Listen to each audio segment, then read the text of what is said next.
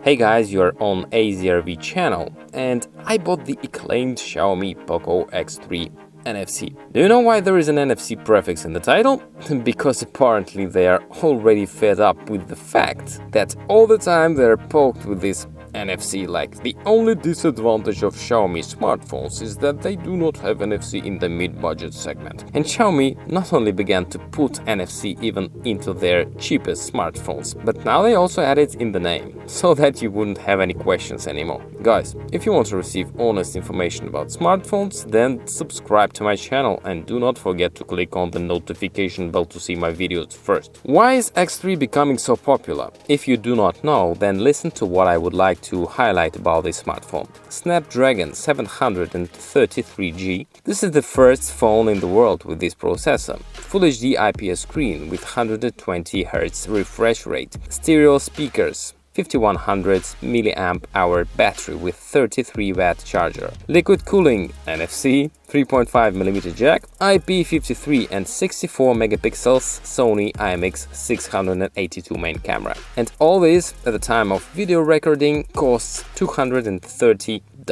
But it was even possible to buy it cheaper for $200 on pre-orders. And I think that soon these phones will drop in price to $200, and when this happens, all competitors will be shocked, and they will have to dump something like that for this money. Well, let's stop praising everything here, let's unpack and see what's wrong with this smartphone. The box, as you can see, is in yellow-black. They did not put anything bonus into it. Bonus, I mean some kind of headphones, but what we can expect for this money. And in general, they actually put 33W charger, a silicone case that can be hardly put on the smartphone, and this case protects phone really well, bumps strongly above the screen and also protects the cameras. It's good that they put the case because the back of the smartphone is completely plastic and glossy. To be honest, I hate glossy plastic in smartphones, and even here when I ripped off the sticker from backside, the glue did not want to peel off. This means that dirt and fingerprints are very sticky to the smartphone. Such plastic, let's call it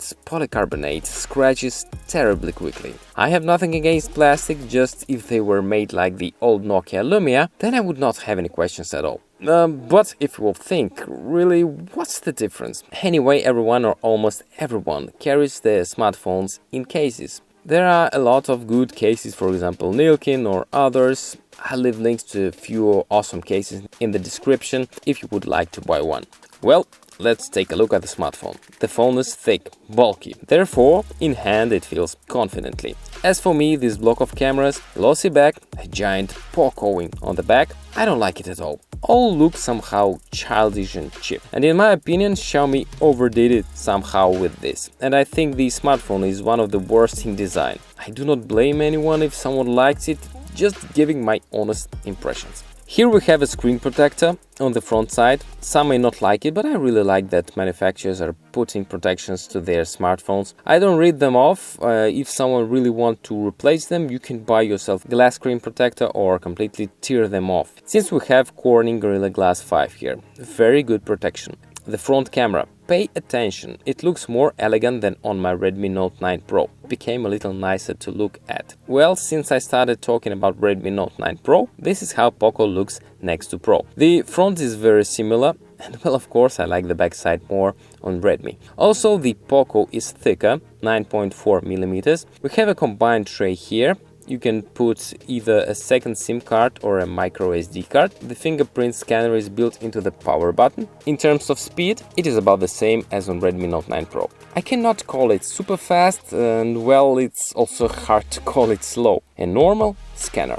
Well, let's talk about what we most often interact with on our smartphones. This is the screen. And many reviewers say that the screen is not of high quality, but I do not believe them. The screen is really good. The brightness, viewing angles, everything is fine. Those 120Hz feel very cool. Images are gliding really smoothly. Well, from my previous reviews, you probably know that I really love the increased hertz, and I definitely like the screen. But what I don't like is that Xiaomi has installed a bunch of unneeded applications here, which I will of course immediately delete. But it is not for nothing that they installed it here, but all because the phone is cheap. You have to somehow earn money. As always, when I launch any smartphone, I increase the animation speed through developer options, and the smartphone really flies. So far, I like everything, but there was one bug. Here's a screenshot. We have some kind of double clock here, but it was only once and didn't happen again. Stereo speakers. The sound is loud and really cool, but there is one oddity here. When any sound is played through these speakers, the back cover vibrates right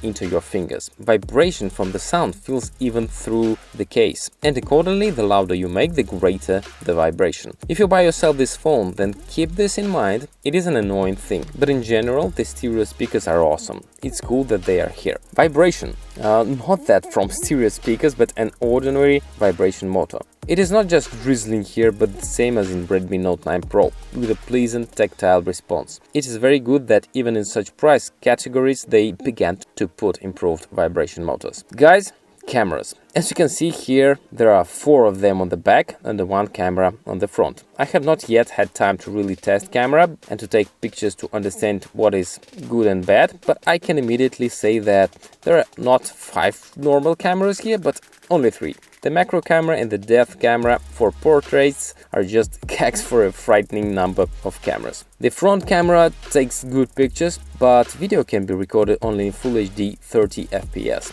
As for the main camera, here's the tough comparison with the Redmi Note 9 Pro. What can I say? A very similar result, only the POCO has more noise. In the next photo, everything is exactly the same, the result is similar again, and there are more noise in POCO photo. And here are some examples of photos without my comments. We will draw conclusions after the tests.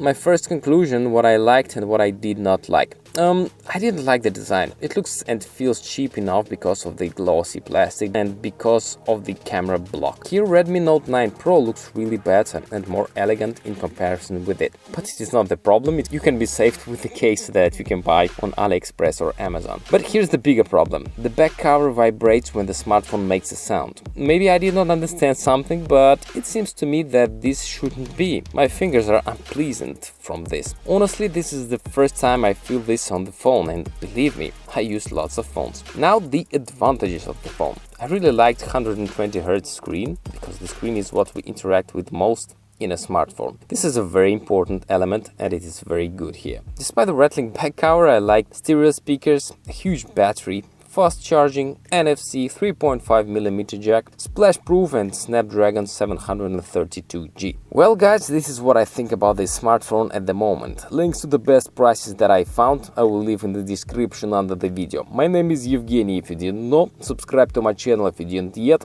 and have a nice life. Всем добра!